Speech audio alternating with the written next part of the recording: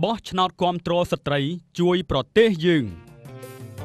មាត្រា3នៃអនុសញ្ញាស៊ីដបានចែងថាក្នុងគ្រប់វិស័យជាពិសេសវិស័យនយោបាយសង្គមគិច្ចសេដ្ឋកិច្ចនិងវប្បធម៌រដ្ឋត្រូវចាត់វិធានការសមស្របទាំងអស់រួមមានការធ្វើច្បាប់ផងដើម្បីធានាការអភិវឌ្ឍនិងការរីកចម្រើនពេញលេញរបស់ស្ត្រីដើម្បីធានាឲ្យស្ត្រីប្រើប្រាស់និងអាស្រ័យផលសិទ្ធិមនុស្សនិងសេរីភាពមូលដ្ឋានដោយសមភាពជាមួយបុរស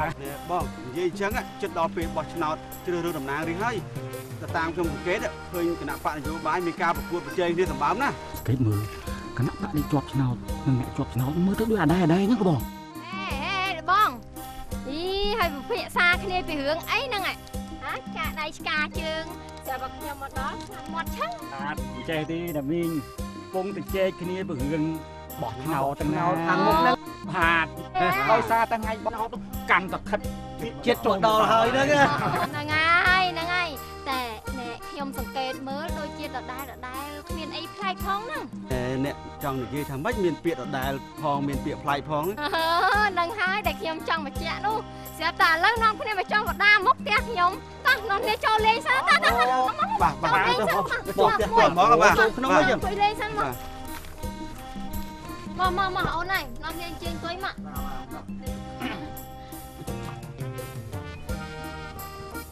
គឺខ្ញុំហ្នឹងចង់មានន័យថាដែលហ្នឹងគឺយើងទាំងអស់គ្នាហ្នឹងទៅចូលរួមបោះឆ្នោតរៀងរាល់5ឆ្នាំម្ដងឥឡូវចិត្តដល់ថ្ងៃទៀតហើយនៅសល់តែប្រហែលថ្ងៃទៀតទេណានឹងហើយដែលខ្ញុំថាដដែលនោះត្រូវមកហើយចុះចំណុចមួយទៀតដែលថាมันមានអីប្លែកទៅចង់មានន័យមិនដែរត្រង់ថាដែលมันប្លែកហ្នឹងគឺត្រង់ចំនួនស្ត្រីដែលឈរឈ្មោះបោះឆ្នោតនៅក្នុងគណៈបកប្រកួតប្រជែងនយោបាយហ្នឹងគឺនៅមានចំនួនតិចដូចតែលើកមុនអញ្ចឹងត្រង់នឹងហើយដែលខ្ញុំថាมันប្លែកនោះចឹងទេចាត្រឹមត្រូវឲ្យបងខ្ញុំសូមឯកភាពកន្លងមកខ្ញុំសង្កេតឃើញថាវាអញ្ចឹងមែនចំនួនស្ត្រីកើនឡើងមានភាពយឺតណាស់ជួនកាលឃ្លីងឃ្លោងម្ដងកើនម្ដងថយមិនមានអ្វីឲ្យប្រកបជាសោះត្រឹមត្រូវឲ្យក្មួយការនេះដោយសារតែគណៈបកនយោបាយហ្នឹងនៅមានភាពអល់ឯងនិងមិនទាន់មានគោលនយោបាយច្បាស់លាស់ជាលាយលក្ខណ៍អក្សរក្នុងការកំណត់ចំនួនស្ត្រីជាតំណាងអ្នកជាប់ឆ្នោតនៅឡើយត្រឹមត្រូវហើយគណៈបកទាំងនោះហាក់យល់ស្របគ្នាថាត្រូវដាក់បេក្ខជនជាស្ត្រីដែលមានសមត្ថភាពមានប្រជាប្រិយភាព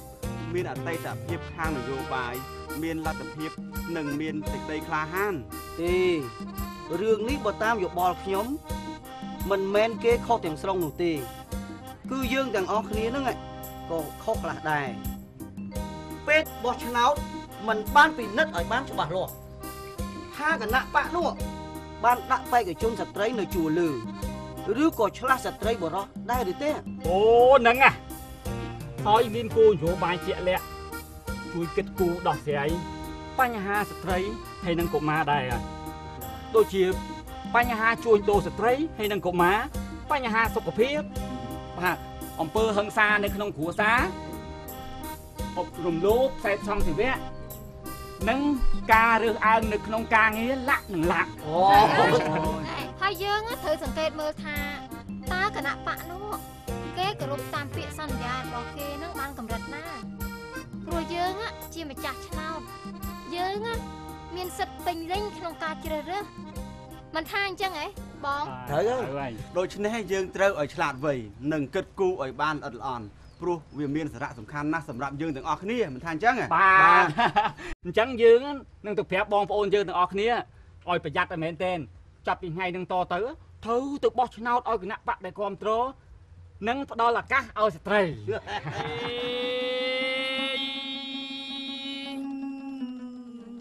អូនណែបងប្អូនទាំងអស់ក្មេងចាស់ស្រីប្រុសក្មួយក្មួយញីសិត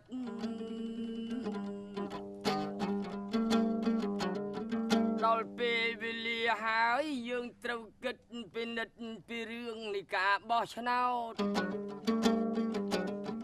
អ្នកយើងត្រូវចេះនេះប្រយ័ត្នប្រយែងការពារខ្លួនឯងកុំឲ្យឆៅឆោតយើងត្រូវពិនិត្យការបោះឆ្នោតរួចកុំឆោតបោះឲ្យតែខាងឯប្រុស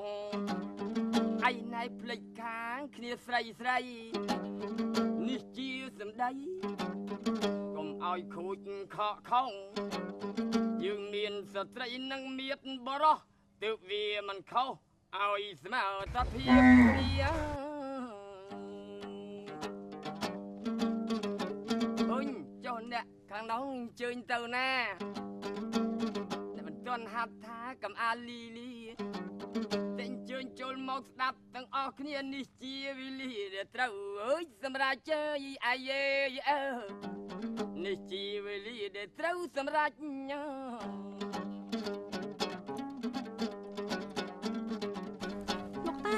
មីងពូបោះឆ្នោតយ៉ាងណាទៅជាប់គណៈបកដែលមានស្ត្រីឈរឈ្មោះច្រើនអញ្ចេះណាក្មួយណែជំហានទី1ហ្នឹងយើងត្រូវទៅមើលបញ្ជីបេក្ខជនឈរឈ្មោះបោះឆ្នោតរបស់គណៈបកនយោបាយនីមួយៗហ្នឹងថាតើមានដាក់បេក្ខនារីជាស្ត្រីហ្នឹងឬក៏បុរសហ្នឹងឆ្លាស់គ្នាឬអត់ជាពិសេសហ្នឹងគឺនៅជួរខាងលើណាក្មួយអូពួកចោះយើងទៅមើលបញ្ជីឈរឈ្មោះបេក្ខជននោះនៅកន្លែងណាដែរទៅយើងអាចទៅមើលបញ្ជីឈរឈ្មោះបេក្ខជនរបស់គណៈបកនយោបាយនីមួយៗនៅតាមទីស្នាក់ការគណៈកម្មការខេត្តក្រុងរៀបចំការបោះឆ្នោតនិងនៅតាមទីប្រជុំជននានាដូចជាផ្សារលក់ដូរចាប់ពីថ្ងៃទី11ខែមិថុនាឆ្នាំ2008រហូតដល់ថ្ងៃបោះឆ្នោតអីណែសំណួរហួយស្រីនេះល្អណាស់ស្ដាប់ឲ្យជាក់ច្បាស់ជាកតាបកិច្ចពិនិត្យតែយ៉ាងណាកុំអោយភ្លាត់ភ្លេចជាករណីកិច្ចនៃអ្នកកបងឆ្នោតណាទី2ពិនិត្យនយោបាយអេទី2នឹងយើងត្រូវពិនិត្យគោលនយោបាយឲ្យជាក់អញពីឆ្ងាយអើយចាំលីពិសោធន៍ពិសេសកែឲ្យត្រូវចាំបណ្ដាំកំឆោតណាសម្រាប់ចាយបោះឆ្នោតឲ្យស្មើនៅភេទគ្នា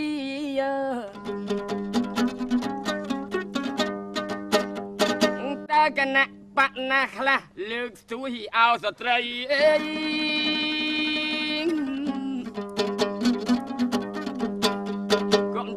ដំឡៃស្ត្រីឲ្យជាជាទូតាមឲ្យសន្យាប្រាថ្នាការពារកិច្ចការឲ្យធានាចាំបងឆ្នោតឲ្យ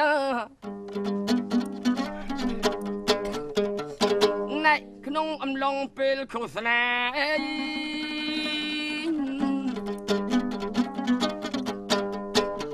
ពិនិត្យតែឲ្យផ្សាយការកុំឲ្យឆ្លោះឆ្លោយសន្យាខាងមុខបំភ្លេចពេលក្រោយពុទ្ធភ័យញយយើងកុំនគមត្រយអាយេអើពុទ្ធភ័យញយយើងកុំនគមត្រយអញ្ចឹងលោកតាលោកអ៊ំលោកពូលោកគ្រូជាពិសេសលោកពូសុខុមតើពេលណាទើបពួកយើងបានដឹងអំពីកម្មវិធីរបស់គណៈបកដែលគេនិយាយអំពីសិទ្ធិស្ត្រីនិងដំណោះស្រាយបញ្ហាស្ត្រីនិងកុមារពូល្អណាស់ក្មួយអ្នកទាំងអស់គ្នាត្រូវចងចាំថាចាប់តាំងពីថ្ងៃទី26ខែមិថុនារហូតដល់ថ្ងៃទី25ខែកក្កដាឆ្នាំ2008គណៈបកទាំងអស់នឹងចាប់ផ្ដើមធ្វើការឃោសនាបង្ហាញពីកម្មវិធីនយោបាយតាមប្រព័ន្ធផ្សព្វផ្សាយវេទិកាឯកសារបោះពុម្ពផ្សេងអញ្ចឹងនៅថ្ងៃទី26ខែមិថុនាដល់ថ្ងៃទី25ខែកក្កដាគ្រប់គណៈបកទាំងអស់គេចាប់ផ្ដើមឃោសនាបោះឆ្នោតហេពូត្រូវហើយក្មួយយ៉ាកុំភ្លេចថាបើស្ត្រីជាប់ឆ្នោតច្រើនអេចម្រុងចម្រើនប្រទេសជាតិឡើងជួយស្ត្រីឲ្យបុរសក៏មកឲ្យបានស្គមស្កើលើកស្ទួយឲ្យជាតិយើងឲ្យបានស្មើគ្នាម្យ៉ាងពិតជាបានជួយដោះស្រាយអេដោះស្រាយហើយជួយស្ត្រីឲ្យទាំងឡាយឲ្យមានការងារ នេតិយាយធំទូទាំងកម្ពុជាស្របតាមម៉ាយមេគាអភិវឌ្ឍសហសវត្តថ្មីអាយេអាយេអេងអើយសហសវត្តថ្មី